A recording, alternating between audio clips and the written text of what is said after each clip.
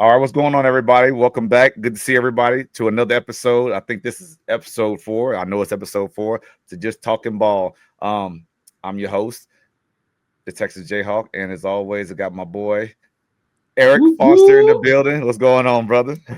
Oh, fighting through the pain. With a win, and that's it's always easier with a win, Makes it easier. Yeah. So everything else is good, man. Everything excited about the week. What's to come for this weekend? I'm excited about riding the ship.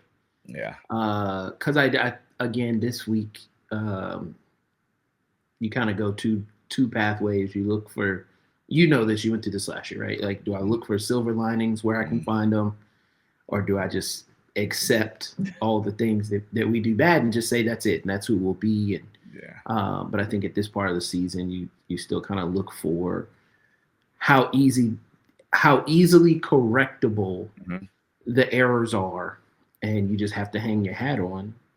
This is one of the best and most experienced coaching staffs in the country, and full of it is. I mean, it just is what it is. You can't. You look at each individual coach and their own lineage, wherever they come from. It usually is tied to some high level of success. 100%. And you still easily have, one of, if not the most talented roster in the country. You got to get healthy. I didn't give enough credence to how unhealthy we are in the wide receiver room right now. Down 2 to 3 starters. We had 2 projected at some combination of 2 projected starters at the wide receiver position not playing every game this year. So why does that matter? You're looking at not to make excuses, and I'll button it up. No, at that moment, not to make excuses, but before you do it, because you're gonna get your recap. He come on ready. He come on ready to roll. He must got a script. Man, yeah. No, I know he's very well versed. But before we get into it, man, I don't know. What are you mad about anything? Is there, I'm not. I actually just saw. I was mad coming in, and I just saw that it was a what's the favorite buzzword right now? It's a hoax. That Diego Pavia was looking for a 7th year, and I was like, come on, man! Like at some point, you got to go get your job at Enterprise, buddy, and just get your life on. Or as much as he loves it, getting the coaching. Yeah. Getting the coaching. I mean, so is it true or not? Is no, he seeking it's not. He said himself that this is his last year in college. So, because at some point, like, that even has to not be fun.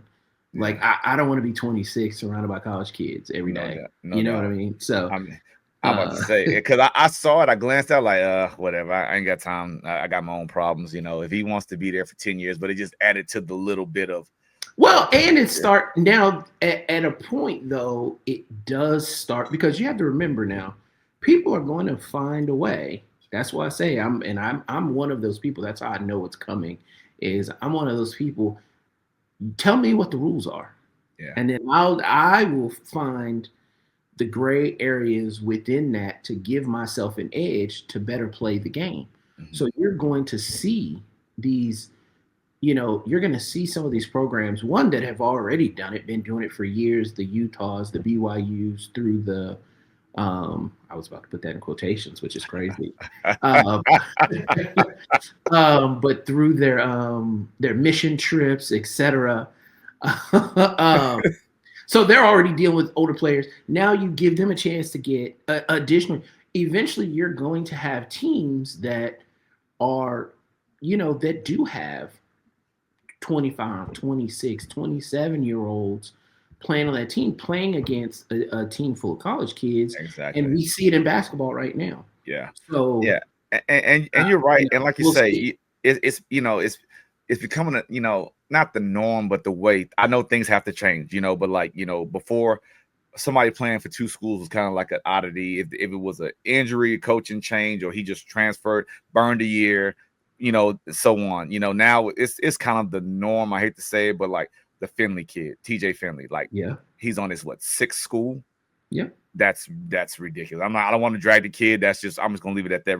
But going back to I think there's a fair balance. because Lord knows these schools win and get rich and make money off the backs of these kids. Yeah. So I do, because you and I were kind of at odds at last year and what's fair, what's not. So I'm completely okay with giving these kids all the earning potential, giving these kids an opportunity to get in a situation that will make them successful.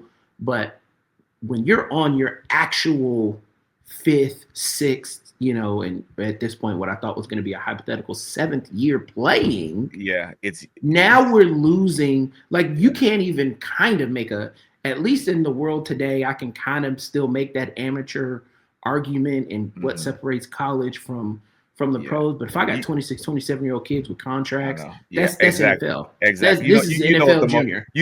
exactly. You know what the motivation is. And Exactly. and it starts to have a bad taste, starts to look a little ugly. I get it. Like I say, I am about, give the kids opportunity, but like it's also sometimes I'm also sometimes kind of pinched by the compete for it. You know what I'm saying? Now, we don't know everybody's individual situation, but these kids also have to take some accountability. And we talked about it. That comes along with the money and the added responsibility, notoriety. And, it's like, okay, so you left because what? And I'm not saying that should be the deciding factor, but like, after a while, you got to look at it like, when you know how it is when somebody else say, oh, this dude don't like me, like, well, okay, what's the common denominator? You. If everybody don't like, so but I mean, but going back to Pavia, it was funny. I saw, I don't know if that was true, the whole thing. Now, I will give him props. He ran his mouth the whole week about whipping South Carolina tail, and they went out there and they did it. So props to him on that. What was the whole thing about winning the game, then hooking his mom up with Theo Vaughn or something like that? Like, I don't know. I haven't seen it. I don't know. I haven't seen so that. It's like, if you win, I'll get you a date with my mom. But then they left out the part that Theo Vaughn had to hook Pavia up with some, but it was all in fun. But yeah, so I don't know, but I'm not mad actually. Kansas didn't have a game, so I'm in, I was indifferent. But what I did see today, just released that the NCAA had got rid of a transfer window, the spring transfer portal. And I don't say that I'm happy as far as like, oh, the kids can't run, but it makes them more accountable, but it gives balance. And it's very early in it, and they moved the winter December window to January 2nd to 11, and they got rid of the April window. Okay. And the reason, from a coaching standpoint, it's, kids go through the spring and they win the job or lose the job. And then it's like, okay, I'm leaving. They're not going to even try to fight through it in the summer, get better, and then see what fall camp brings, and that kind of put coaches in a bind as far as recruiting numbers and level of players, caliber of players. Let's just be real about it. And so I think it goes both ways. And, it's just, if you're going to make the decision, you can still go make that decision, but you got to make it in January, because now January 2nd to 11, you make a decision. Okay, we still got till February for that signing day, and then we can make some adjustments recruiting wise and still not have our cheese left out in the wind, from the coach's standpoint. Kids still get to do it, and people, big, teams that play in the quarterfinal, semifinal, whatever. I think the rule is, they still have 5 days after their last game, so there's still availability for those kids to leave. And then you mentioned off camera, we talked about it, there's a coaching change. There's how many days kids, 30 days kids 30 get? days. So I mean, so college give and football take. playoff kids get an extra 5 days. 5 days from the day that their team's eliminated. So it's still gonna be. I'm putting myself obviously in the selfish situation of hopefully a team or a program that is consistently going to be in the playoffs, consistently going to compete at that highest level. What does this do for their ability to recruit without taking away from game planning, without taking away from the things that you still need to do to be successful on the field? So and it talked about also how hectic that December month was anyway. And like you say, I guess it's like the lesser of two evils. There's less teams going through it in January opposed to December, True. So I mean, maybe that's kind of what you want from a competitive balance standpoint, right? Other teams that aren't in the playoffs can get an opportunity to gain maybe some sort of competitive edge on the teams that are. But all is fair. But those, just hypothetically, if Texas is in a January game, it's like, okay, I gotta go see this kid get to the chopper. he can get a chopper right now. He'll go there and Well, be yeah, but back. I honestly think I'm just saying, like, I think most coaches, and what has been helpful, is kind of like it seems like the coaches at the elite programs have kind of joined hands and said, none of us are going to go see these kids right now. We're going to focus and play our game. And I'm all for that. So then that kind of creates this world where, okay, the tier 2 and tier 3 schools of the world have their opportunity. Okay, great. And then these other group of programs get their own kind of opportunity. So well, and then, like I say, it's constant, forever changing and moving along. Before we got so excited, got into it, I forgot to even go over the agenda. We already went through the intro, what we're mad about. We're about to jump into this Texas UTEP recap.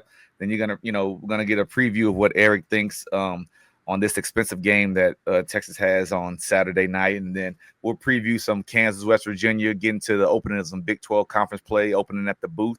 And then we'll have a chalk talk about the counter run. We're going to get into some details of the actual run play of counter and nuances and labeling players. So that'll be fun to do. And then we'll wrap it up with predictions and games to watch. So without further ado, we always do it. And we're going to start it off right. Be happy about it. Be happy about it, man. It's so funny because I'm going to cut it short because, yes, Texas should have won the game. And they were favored by 30, or y'all favored by 30. Something was, and it won by 17. Nevertheless, 2 months from now, that's not going to even matter. You know what I'm saying? It's a W. You know what I'm saying? So tell me what you thought about Saturday. I think having friends, at least at this stage in the season, that are more irrational than me. Oh, yeah. Helps me take a step back and put things into perspective. I think we talked about, one of my friends was like, "Oh, this feels like a loss." I was like, "No, a loss feels like a loss. This feels like a really bad win." Yeah, exactly. Exactly. But it in no way felt like a loss would feel. I think, again, not to steal, I thought Joel Klatt did a phenomenal kind of quarterback perspective overview of where Arch's mistakes are in his timing and his reads, and talked about how easily correctable those things were. I think a couple of things. One, this is not an excuse. These are just the facts. When you go through an entire offseason, and Texas had a relatively healthy offseason, when you go through the offseason in the spring and you build chemistry and timing and all these things with these receivers, and then you start the season and you deal with the injuries, and now you're incorporating, while extremely talented, these are new receivers that you haven't spent the time with, you haven't had the opportunity to build this kind of chemistry with. So some of those things are delayed. So that's a part of it, right? Joel Klatt talked about another part of it. And then I think there's a third part of it that most Texas fans just don't say or just don't talk about. Between his ears right now, he is just playing bad, right? It is mental. It is in his head, because we've seen him make the throws. We've seen him play well. So we know that he can. So it's not a talent, a can he thing. It's a why isn't he? And if he's not hurt, which is what the coaching staff has said, and I do believe that the family is so protective of the name and of the legacy. If he was hurt, that would have leaked out by now. That he is hurt, and this is why he's playing so bad. So the fact is, we're absent some of those things, right? He's just playing bad right now. But the beautiful thing is, when you are a kid that is so immensely talented and has had so much success, it only takes one game. Not even a game. It only takes one series to get back in the mode of, okay, I am who I thought I was. And then you go forth and conquer. So it is. And it's got to be. I've never played the quarterback position at that high of a level, but I mean, the world watching, and like I said, between your ears, don't make a mistake. And I said, well, he's not going to throw across his body late. And he did it anyway, and he's trying to make a play. And and it was funny enough, the quarterback that was just highly touted as him did the same thing in the game too, like late, just throwing across his body and trying to make things happen. But you going back to your injuries, talking about injuries, did that running did Baxter get hurt on the very first play? Baxter got hurt on the very first play. Yes. They said it's not serious, but they're going to shut him Okay. down this week. Wow. Next week's a bye week, and then you go to Gainesville. So I'm all for, you just got to get out of the game. I think looking at this game, the defense is as advertised. I thought coming in, UTEP was incredibly well coached. I thought they had going into games like this, because I've been on both sides in the basketball world, games where, ask your wife when we play Pflugerville, can we just hang on and compete? Yeah. And then there are times where the other side is, again, it's us versus us. Mm-hmm. And I was curious. UTEP came in and, they weren't just trying to compete. They were thinking, we might have an opportunity to do something really, really special in Austin. And they played with relentless effort. I thought they played really, really hard. So credit to them. And they were reading and hearing the same things that are coming out of Austin about not believing in him. Let's make them doubt more. And I think early they thought they did a good job at that. And Texas was just too good though. When UTEP had a chance to extend the drive, they made their own mistakes and dropped balls. They had penalties. And that coach, the old Navy coach, he was ripping some ass on that sideline because he'd been in big games. He had success in Navy. He knew a team like Texas, you cannot. And the team that we have, you can't give them anything. Yeah, you can't give them even the. We got to maximize every opportunity. Yeah.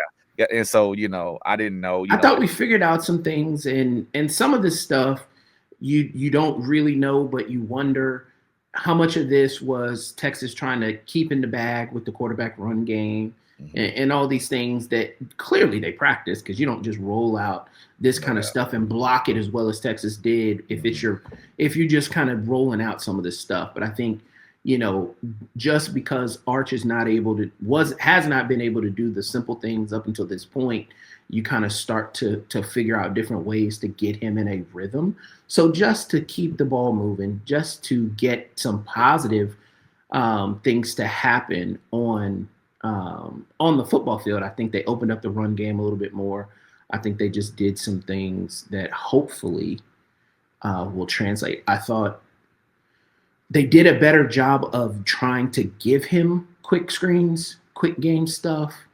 Again, he just wasn't hitting it. So I thought the game plan was good enough. I just think we've got to see. I want to see maybe. I feel like and maybe it's why Sark again is regarded as one of the best play callers in college football. And you just aren't seeing a lot of the motions, you're not seeing a lot of those things. I'm wondering, again, holding something back.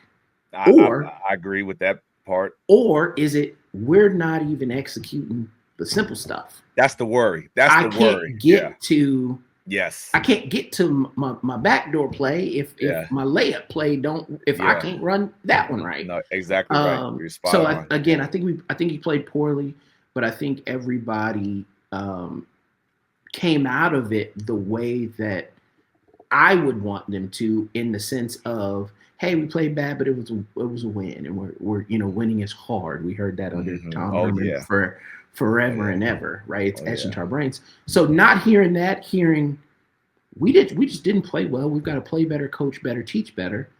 And I thought Sark's answer to the fans booing, I thought it was a really honest and really good answer of, again, when you have a program that affords you that doesn't come out of thin air. It's like talking to my nieces and nephews. It's like, guys, this Mr. Gaddy's didn't just order itself. You know what I mean? Uncle Eric, I need new football cleats. Like, these things don't just happen. They come from somewhere. Somebody is putting in work. So I think, what I have liked us not to be doing this early in the season. No doubt. But I can't tell somebody how to feel when they go to work every day and they put their hard-earned money back into Yeah. this program, and this program's not putting that effort back out there. And it's so tough, man. The lines are so blurred because it's perspective. Like you just said, I'm spending my hard-earned money at a job that I may not like so much all the time, and this is what I go to see. I'm tailgating, I'm doing this, and then from the other standpoint, like even worse, if I'm going to a job I don't like and I'm giving you all my money, and you play like this, hit the road, dude. Yeah.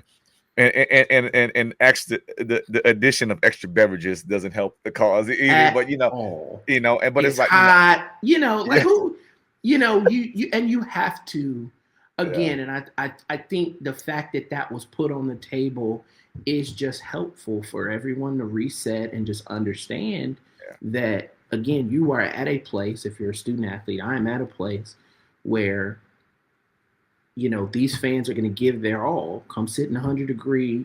I've got to have a little more pride in what I'm doing and how I'm competing against the guy in front of me. Coaching staff, I know they feel it. Nobody's harder on a high-level coach than the coach himself, right? They feel that these people are giving us every single edge, and we're just not coaching well enough, teaching well enough in this moment. But again, all of them have had success. There are only 2 players on this roster that have ever lost 3 players, and the returners from last year. But this is a culture of winning. That's really all these kids know. So I'm excited that with a few good series in a row, all of these things become yesteryear. Yeah, and like I say, it's early. It's early. And that's it's tough to. And let me see us with our full complement of players. Yeah, right. It's let tough. me see It's us tough. with our It's tough to starting talk running football with just anyone. It is. I mean, we should be. Let me see us with our. Well, I said that. I said, guys, I won't panic until either A, we lose, or B, we get our full complement of players. Mm-hmm. Get your starting wide receivers back healthy. Get your starting running back healthy. You got a safety out on defense. Get those guys healthy and playing at a high level, and then you still play like this. Then I will panic. And it's funny enough, I have a little cousin, who's a lawyer and also UT law grad and everything. And she went to the game, and so she came to the house the next day. And she like, I don't know football that well, and I had a good time, but I had to call my uncle, and I'm asking like, so is Arch Manning supposed to be good? And so that was like her first impression of not, and it's not judgment of like, oh, that's terrible. It's like I've heard his name in the city the last however long, but I go see it with my own eyes, and it's someone that don't know football. And I want to be fair. I want to be fair to the people of the world that say, oh, well, the expectations were too high to begin with. That is true. Yeah, but because of the name. But at the same time, he wouldn't even be meeting. He wouldn't. That is Texas. So two-parter, I guess. Yep. One, yes, that is Texas. Yeah. Second part is he wouldn't even be meeting the minimal expectations right now. I mean, if we're just being honest, that's real. 10 incompletions in a row. That don't cut it. That's wild. Hell, anywhere in the SEC, let alone here. That's wild. That's wild. Well, you won. There is another week. There is. So Sam Houston's coming to town, 7:00 and first night game of the year. So they are drone show, all that good stuff, orange smoke. Hell, potentially the only, depending on how we play, might be the only night game. A&M will be a night game, but it may be because of them, not because of us. Yeah. Well, so what do you think? Pretty, couple teams. This is the game, Sam. I mean, this is a game Texas can't lose, right? Honestly, and I know that sounds crazy, but anybody knows. And if you look at the anatomy of an upset and the teams that actually come in and do it, Northern Illinois last year, they had some edges that you could see on paper, right? If they do this, that they've already proven they could do well, which for Northern Illinois is run the ball, right, and not turn it over. If they could do this, hey, they have a chance to get you in a weird spot. Appalachian State at A&M. again, they're tough, hard nosed. If they can corral you on defense and not turn the ball over, they can do this. There is no if this then that for Sam Houston State. They don't have the dog. Like they just don't have the roster to do it. So knowing that, Army, Kansas State. But same again. Yeah.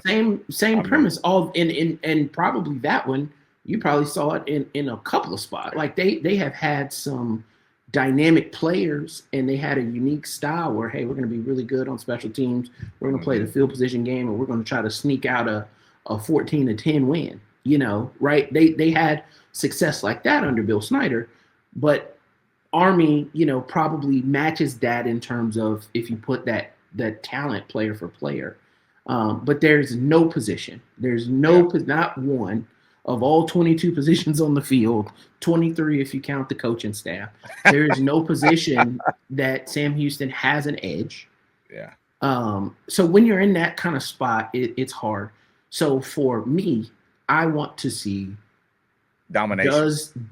Does the play, not only just because sometimes because of Sark and his he has a lot of class. And he, but you've got to see some domination because y'all been waiting to see it for the last. You have to see a dominant performance to give the kids confidence that we are who we think we are, because the psychology of sports, that athlete will begin to doubt themselves and wonder, am I as good as I thought I was, or people have told me my whole life. So to stave some of that off, you have to dominate going into a bye week. You get everybody healthy. You have a solid game plan. And then you go potentially into a must-win for Billy Napier in Gainesville. My actual hope, we talked about it. Maybe they get beat like a drum in Coral Gables, and he doesn't make it back, because I actually think they have another game in between. Actually, if I saw that right, did I see that right? I think they do. Or do they have a bye week as well? Let's see. No, Florida. Yeah, they must. Yeah, yep, they have a bye week as well. So it's Miami, then Texas. So. And as an administration, that's the time you do it. You either do it before the bye week or you ride it out. And Texas coming to town, that gives it's not getting any better type feel. You know what I'm saying? Like it's not getting any better. Well, so can you beat up? Maybe they get beat up and he don't make it to the game. I don't know. I don't know either. I just Old Dominion and Virginia Tech was probably one of the biggest shockers. So that that cost the job. And I mean, I just happened to glance, watching like 28-0, like, oh my God, VTech, like, it's crazy, man. You can't get beat, because when you get beat up like that, again, having been there, when you get beat up like that, it removes all hope. Yeah. There is no better. There is no up from here. Yeah. You 1.5 million to come to Austin. That's the expensive game. There's no world. Dropping the bucket for y'all. I'm just talking about how much y'all are paying. I'm talking about how much y'all are paying them. I know what I'm saying, but there's no world where if this game is competitive, and I thought the UTEP game was competitive. I did. First, for a while. Yeah. If this game is competitive in the way that game was, I think you'll see an unrealistic level of panic in the city of Austin, from the top down.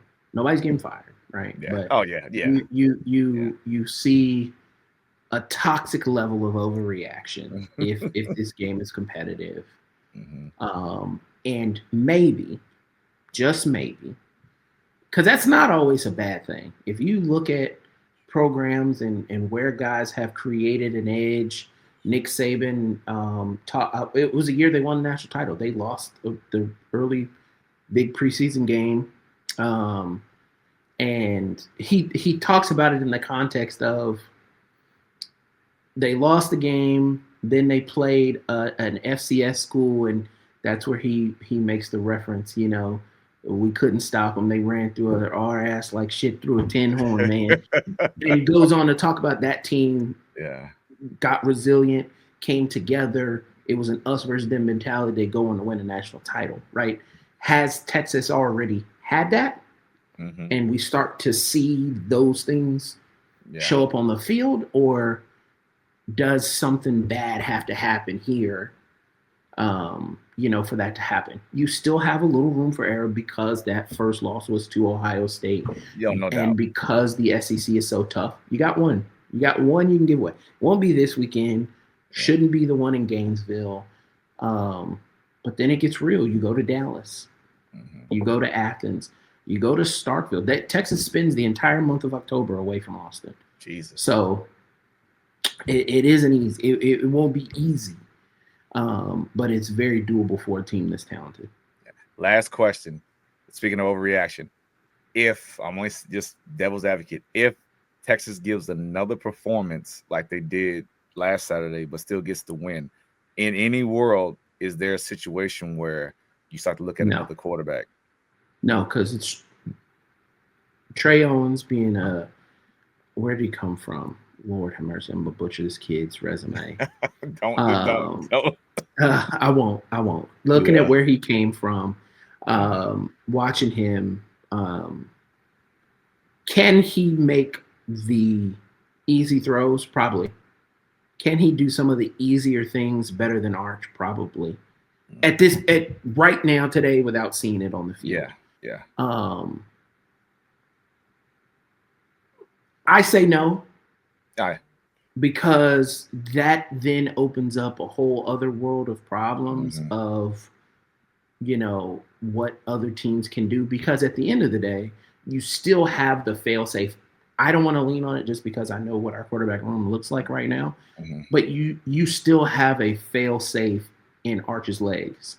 Yeah. That no other quarterback gives you. Yeah. So that's always your break in case of emergency. And that's how I knew last game. I was like, oh, shit, the staff probably thinks we just need to generate some positive outcomes on the field. Yeah. So we're going to, break glass in case of emergency. And that's what I think intentionally using Arch's feet. Yeah. When things break down and, you have the edge, go for it.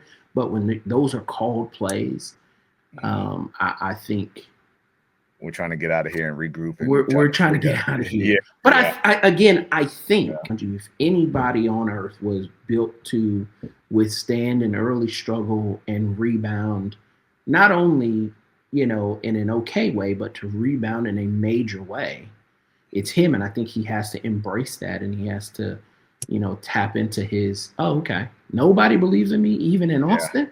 Yeah. Oh, okay. Yeah. Oh, okay. Like you, right? They put the missing poster out. Oh, okay. Yeah. Okay. Put on a milk carton. Yeah. So I think. Yeah. So I think. Yeah. Have you seen this man? This is a reminder of sports and life. And then bounce back and rush for 100 and some yards and 3 touchdowns. So I'm for that kid on that. They love you one day and they doubt you the next. And that's all part of it. He needed this because Sark told him, and I'm sure people close to him told him, these people will boost you up and put you on this pedestal because they can't wait to kick your ass off of it. And that's crazy to think. That's crazy. And I don't know why we're wired like that as humans, that we love the car crash train wreck phenomenon. Can't take my eyes off of it. You build these things up so that you have all these potential train wrecks all over the place. So I'm hopeful, and this will tell me it's crazy that it's a game against an opponent that couldn't beat you if they tried, right?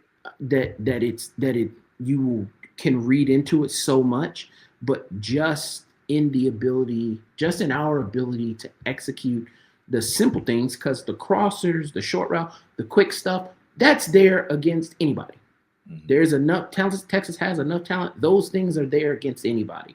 So can we execute on them is what I want to see. Not do they work, because they'll work against anybody. Can we execute? Well, we'll be waiting. 7 o'clock. Bated breath.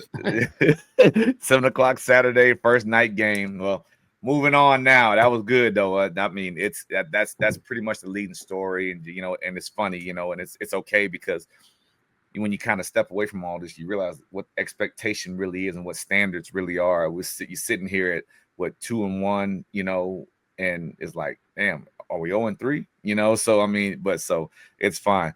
So the boys from Lawrence return back to play in opening Big 12 play against West Virginia.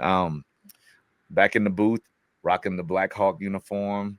We got to get it. Got to have a fast start. You think about just where we are as a team, as far as a new team, have the quarterback coming back, but everybody else is gone, and some guys are trying to, establish themselves with, Deshaun Haneca. That's the first guy that comes to mind. Our tight end, who's actually tied for most touchdowns, tight end in the nation right now. I think with 6 or somebody. He's tied. He's tops in the nation in that, and so that's good. But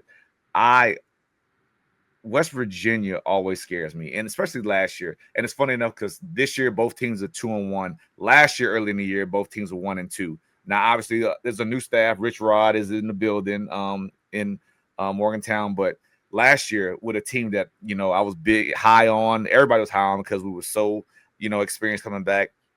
And it was the same MO you and I talked about last year. We're winning. I mean, time of possession 36 minutes to 23 last year. Numbers as far as total yards of offense were even. I think we had 430. They had 440. Both quarterbacks scored touchdowns, but I'm going to tell you what really stood out is that damn Garrett Green. That quarterback, that kid made plays. That kid was tough. That kid didn't slide, and he was the one that he returned for them. No, so it's funny. Okay. You're gonna get a kick out of this. So he led the team in pass. He led the team in rushing that day. Now Jalen Daniels matched him.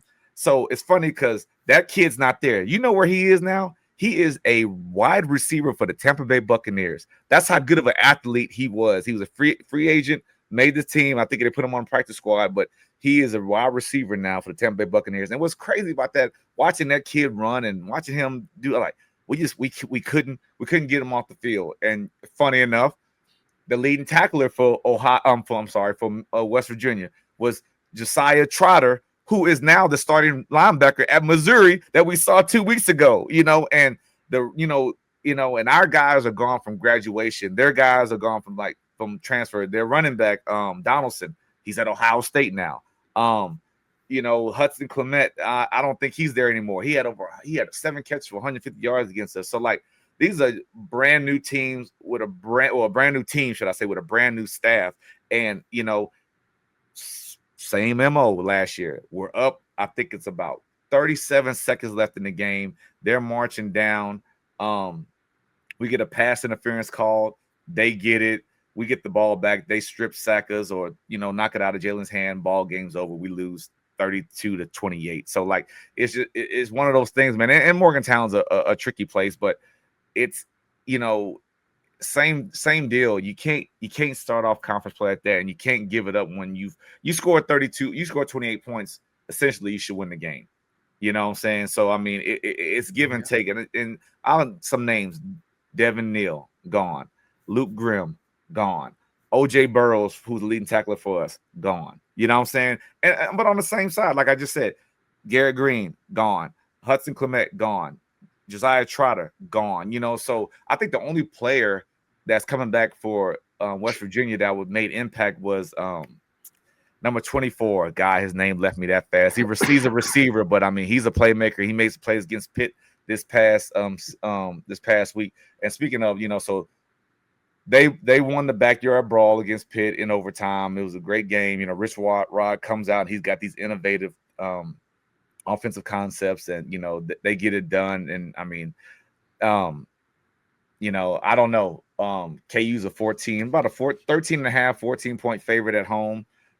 That means nothing to me. We're coming off a loss, a tough loss in a rival game, and then like I said, you go into that open week, what we just talked about, with a loss that could do one of two things. You can't let the team beat you twice, or you get healthy, you throw some new things in, and then you go attack them. So I mean, Rich Rod is funny enough because guys on his staff like Noel Devine, names like that, Yeah, there you Pat go. White, names like that were when West Virginia was rolling boys up, you know what I'm saying? And so he's gonna come out in that We couldn't hot, stop him.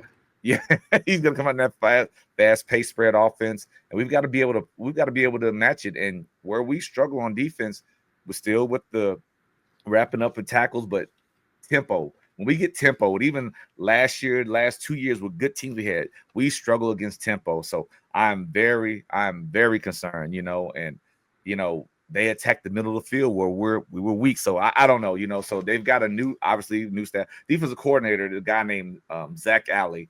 So I thought reading about him, I thought he was at Oklahoma last year as a linebackers coach. So I said, okay, we've got a Venables, disciple 4.25. You move around, get after it. But previous job, I think 21 to 23, he was a defensive coordinator for Jacksonville State.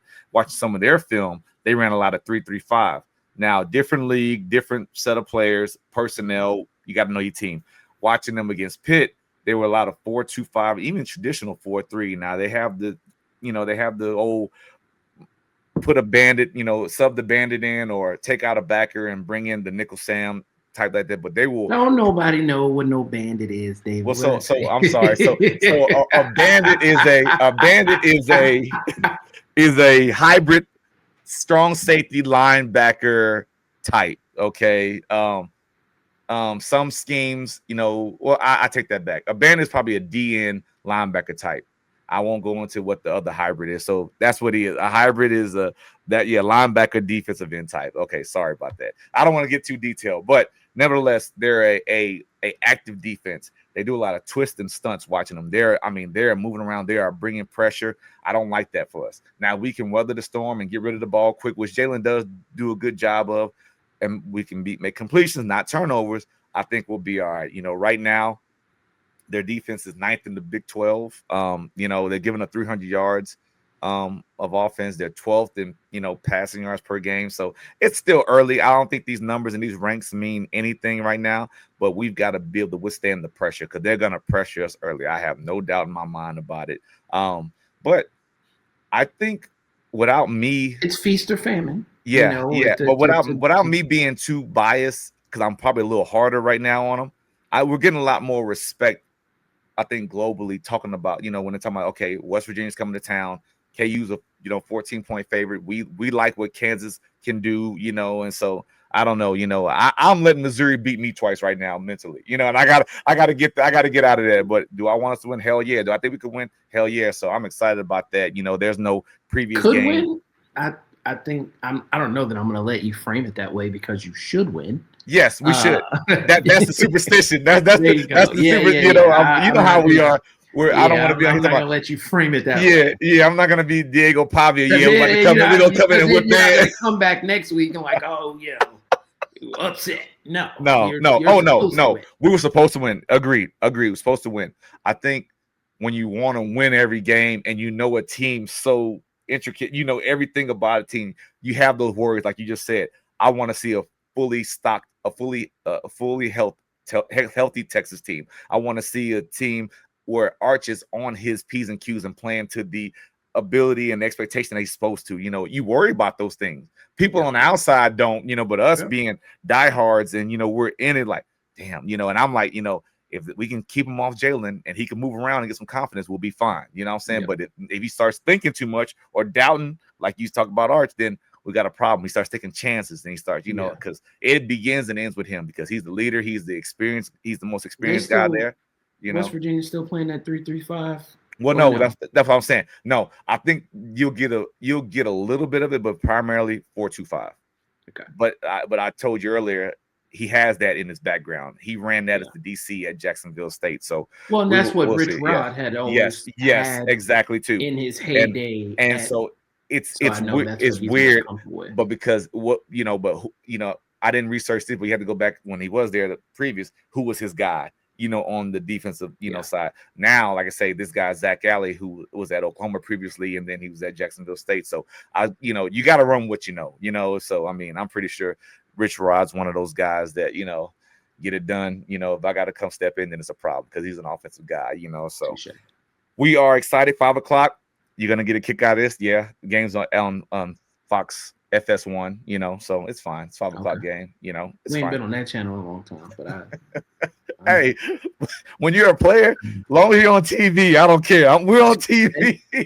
When I'm calling my family in Texas and Louisiana, we're on TV because that's better than alternate. Well, I don't know if I don't know have a subscription to ESPN Plus. That's touche. So it is what it is. Put some respect on our name. But but I'm excited about it. I can't wait. Black Hawked out. We're gonna sell out the booth, man. It's about to kick up. Y'all have another non-conference, like I say, we're about to kick into conference play. So these things matter, and we'll see, man. Like I say, feast of famine, man. So that's all I got with the Jayhawks. So we're gonna get right now into some chalk talk. A little different. We're gonna have more of a teaching. Eric gets on me about just blurting out terms and nobody knows what it is. On this chalk talk, we're gonna talk about the run play counter, gap scheme, and all this stuff I'm saying. I'm going to explain it. We're going to talk about it on the board. We've got some slides and we've got some video evidence and teaching to back it up. So check it out.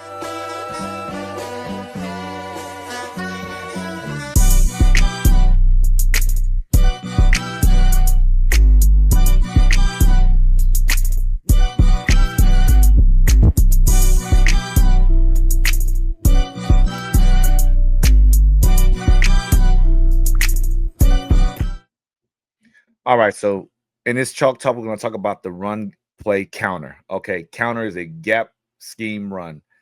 Runs are categorized obviously in zone, gap, ISO, things like that. But we're talking about gap. Okay, counter creates man advantages in the run box, and there's multiple ways to run it.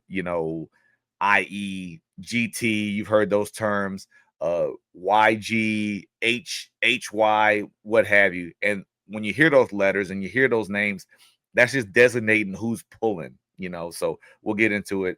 But the traditional way to run counter is with the backside guard and tackle pulling. Okay. Obviously the guard will be first and the tackle will be behind them. It is a great way to create a numbers advantage against defenses that like to, overload or stack the strength to the formation, or teams that are maybe faster than you, or got a lot of good athletes that are running all over the place that are fast react and counter is exactly what it says. You're countering what you're actually running. Okay, so talking about that, when we get into the responsibilities of the counter, so now we talk about what the running back has to do. His aiming point should be the play side A gap. A lot of times running backs, they see ghosts. If you know the game and you know the scheme, the run, I got to know if I'm running this play, it's going to be play side A gap to maybe bouncing out, but I'm staying play side, meaning there will not be a cutback. And you got to stay tight to the pullers. Or when I was coaching at McNeese, our O-line coach, he does a great job, man. He's at East Carolina right now. He talks about the gapping unit, and that's just all those guys that are blocking down. I don't want to give away too much, but yeah, so that aiming point for the back is you play side A gap. So play side tackle, down block. If someone's in your gap, you're down blocking him, or you could have a possible double team and you're working to the backside linebacker. Play side guard, same thing. So now he is looking at that A gap inside, and he's looking to see if there's a defender in there. If not, he might go right now to the next level, which would be the linebacker. But he's going to work a double team with that tackle and work to the backside. Center is going to work back side A gap. Okay, a lot of times he might have a shade or he might have a 3 technique. Well, we'll get into that in a minute, what those terms mean. So he could be going right now, or he be getting some, going lateral and trying to prevent penetration and run throughs. Okay, so now the backside guard is going to be the first puller. So he's going to pull flat, aiming for the end man on the line of scrimmage or the first guy outside of the play side tackle. Traditionally, you like to use that play side shoulder or inside shoulder and kick that guy out. Okay, and so the tackle who's coming behind him will turn up or wrap and fit up on the play side backer. Okay, and we should have numbers and we should have a lane to run through. Now, that should be a tight wrap. Okay, because that everybody blocking down is creating a wall, and so that gapping unit, if you will, is pushing all this that way, and it should be a tight pull and turn up, and that back should be hitting it tight to the gapping unit. Okay, so let's go to the board and let's get a visual before we hit some film. Okay, so we just went over the base rules and assignments and the meaning of counter. Just real basic, straightforward. The first stages of what counter is. Now I just wanted to get on the board real quick and label a few things and show you before we go to some video. Okay, so right here we have it set up just the O line with a tight end, left tackle, left guard, center, right guard, right tackle, tight end, running back, quarterback. Okay, so you got the defensive line right here. 5 technique, which is the outside shoulder of the offensive tackle. A shade is like he's shading the shoulder of the center. 3 technique is the outside shoulder of the guard. And then a 9 is the outside shoulder of the tight end. 9T, which is 9 technique, 3 technique, shade, 5 technique. Now these backers right here, 30 backers. Remember, we just said over here that outside shoulder of the guard is a 3 technique, okay? So he's on the second level. He's a linebacker, but he's still lined up outside shoulder of the guard, which would make him a 30 backer, okay? 20 backer right here, inside shoulder of the guard is a 2 shade, or 2I, depending on the terminology. So he's lined up as a 20 backer. Backer right here, outside shoulder of the offensive tackle, right tackle, he's a 50 backer. Okay, so we're gonna run counter to the right. Okay, so I've got these guys blocked off right here because we talked about the assignments in the on the slides previously. Left tackle, left guard, responsible for in man on line of scrimmage and the play side backer. These guys are going to take care of everything else. Okay, so let's just get right into it. Okay, so what we have here is a tight end. So we're going to go here, block back. He may stay a little bit to help this guy until he can help with this double team, and he's going to go here and climb to that backer. Okay, this double team, they're going to climb to that backer. First puller right here, he's coming. This guy comes up, he wants to kick him out. Okay, that's his assignment right there. Sorry, my marker's all of a sudden going out. Second puller coming, turn it up, play side backer. There we go. Play side backer. This guy's considered the play side backer. Depending on what your offense is, running back may counter step and get right here, and he's going to aim for the A gap. Okay, so it's a moving pitcher, and we'll see on video in a second how this pitcher moves. We want to get downhill, and we want to get behind what we talked about earlier is the wall or the gapping unit. Okay, a lot of times when people run counter, they think, let me get on the hip of the puller. It's right, essentially, because you want to be able to read these guys and turn up with the second puller. But a lot of times that thing hits right there, okay? That gapping unit has walled off everything from here. Let's use the black. They've walled off everything from here to there. So that should be walled off. That's why it says A gap, okay? So gapping unit, 2 pullers, okay? Counter to the right. Just a basic drawing and understanding of it, okay? Now, I can get a little more detail. We're talking about, well, somebody said, well, who this guy? Nobody has this guy, okay? So now that's the quarterback's guy. So now you get a little bit more advanced and you start talking about counter read, where if this guy reads this tackle pulling, he's chasing hard to go blow up the play, then the quarterback's going to keep it and we're out the back door. But I don't want to get too advanced, but let's go to some video right now. Okay, what we're going to do right now is look at a couple of examples of counter. Not necessarily all traditional looks, but we're going to talk through them a little bit. So we got counter going to the left. Okay, it would be our right facing this direction. Okay, so right now we should be having our double teams, and our 2 backside linemen should be going.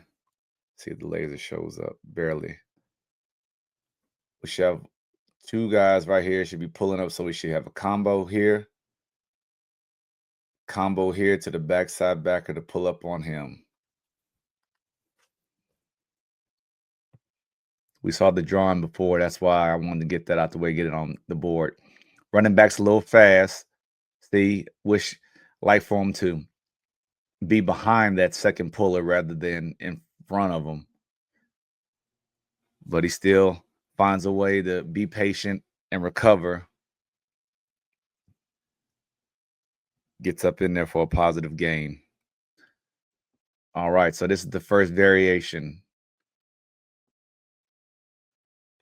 You got GY, guard and tight end, or Y or H or whatever your terminology is.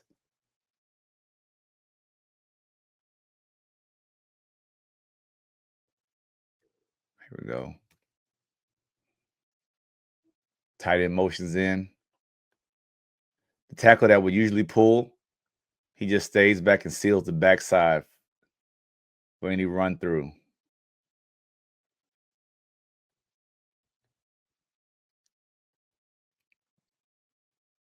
It's a little muddy. Tight end will usually block down to go to the backside backer. Just sees color and actually get a double team there.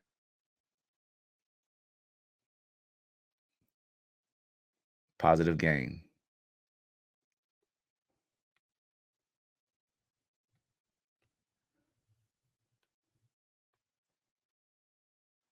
Back to a traditional look, guard and tackle.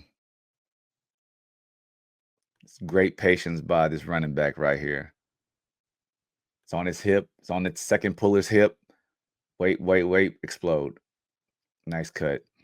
And I say cut back. He's already passed all the first level. Everybody's down, boom. That second level guy, he's making miss. Let's look at the end zone.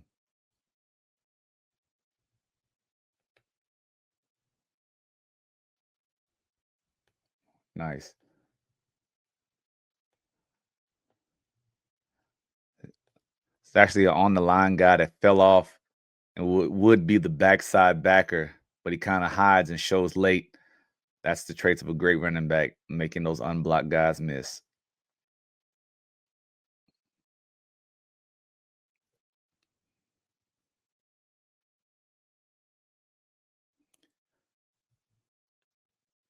So now we've got a center pulling. So now we're GY.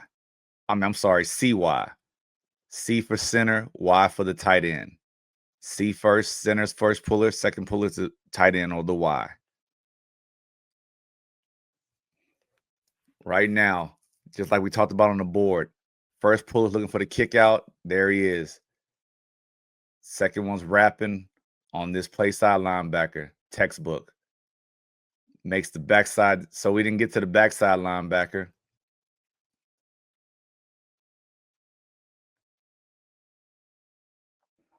It's a different look because now they don't have a combo block with the center.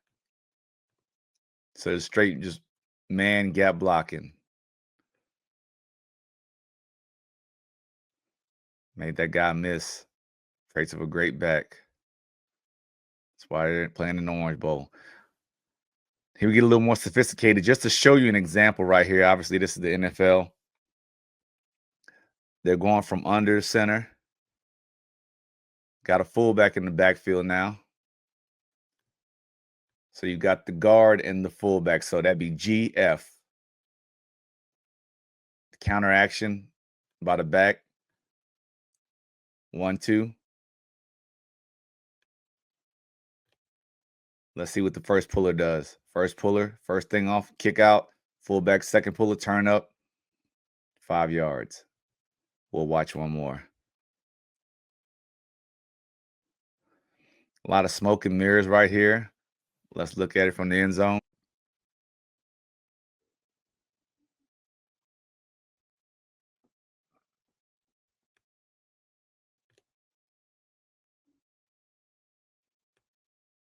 That'd be FG, fullback guard. Guy in motion is actually a fullback. Even though he's coming from the tight end off position, I just know that guy's a fullback. Kick out, turn up, play side backer. Tight. See this back? A gap. A gap, trying to stay tight to the gapping unit. They're fighting. They're fighting. They're fighting. Just push the pile. It's positive gain. All right, so I hope you got something out of that. That is a great play. Multiple ways to run the counter. Without getting too detailed or too wordy about it, but just giving you the basics of what counter is. Great running play, man. Been ran since the beginning of time and it's still being ran today. It's just dressed up a little differently, you know. So, all right. So we've come to the moment of games to watch for and predictions, man. What game are you looking out for this weekend?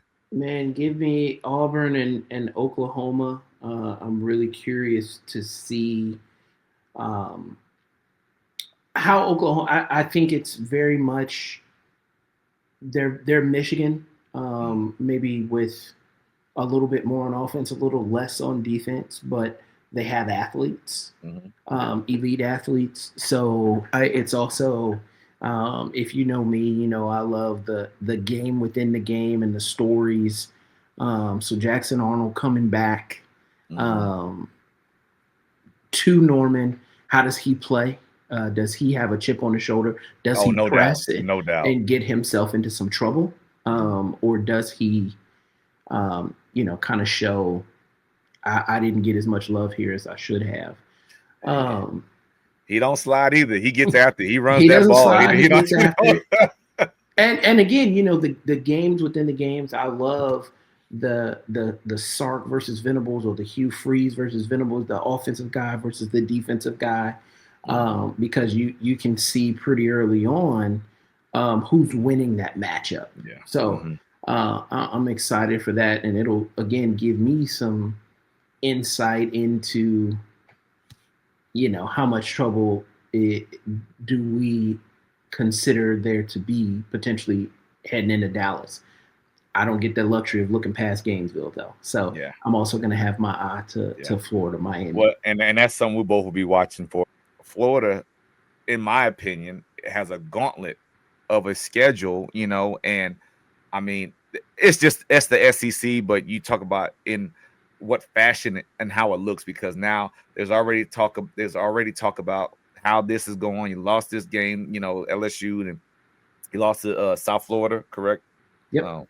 And now you got a bye week, but if this Miami game doesn't go well, like you said earlier, now you got the Horns coming to town, and then you've got Mississippi State, and then you got Ole Miss, and then you've got Georgia, then you've got Kentucky, and no, not in that particular order, but that's those teams can bite you. It's it's tough. So I'll be watching just to see how they fight back and fight for their coach, and same deal as last year, like you talked about last year, how they responded. So we'll see, man. And I'm be watching as many games as I can. Of course, 5 o'clock come, I'm gonna be locked in on the Hawks, and I don't know. I might not be able to go to this game with you. I just realized it. I might not be able to go to I don't know. Yeah, I don't know how that's gonna work. I don't know. Hopefully, I don't know. We'll have to talk about that later on. But yeah, so that's what I. So you said what's the line on the Texas Sam Houston game? 41. And what do you think they'll win by? We're normally pretty good versus the spread. So I will say 44. And that's doable. Because I also know if given the chance just to quiet the noise. Yes, yes. Sark's typical MO is, he doesn't want to embarrass anybody. He doesn't want to put bad things out there. But I do think there is a level of exorcism that needs to happen. So I think if given that opportunity, he'll do that. Well, Hawks by 50. We gotta win. We gotta get it back, man. Gotta get it going for sure. Well, man, good show, man. I appreciate that. Exciting, man. A lot of good stuff. A lot of good stuff, man. Another exciting week. It's rolling and it's gonna pick up, man. When it's just ball and none of this other BS, they're gonna get fired, and there's so much other stuff surrounding it, man. I just want to watch ball. And there's so much unknown, right? You wonder, that's can a guy Can a guy get another opportunity, get another year, get another whatever? Which is crazy, like you said. Which is crazy to be talking about in week 3, the official, or week 4, should I say? Yeah, week 4. You know, Kansas is going into their I guess their fourth game because they just had their open. Yeah, so it's rolling, man. Well, I appreciate it, man. We'll see y'all next time. Rock chalk as always. Praise the Lord and hook 'em horns, baby. All right, man. See y'all next week.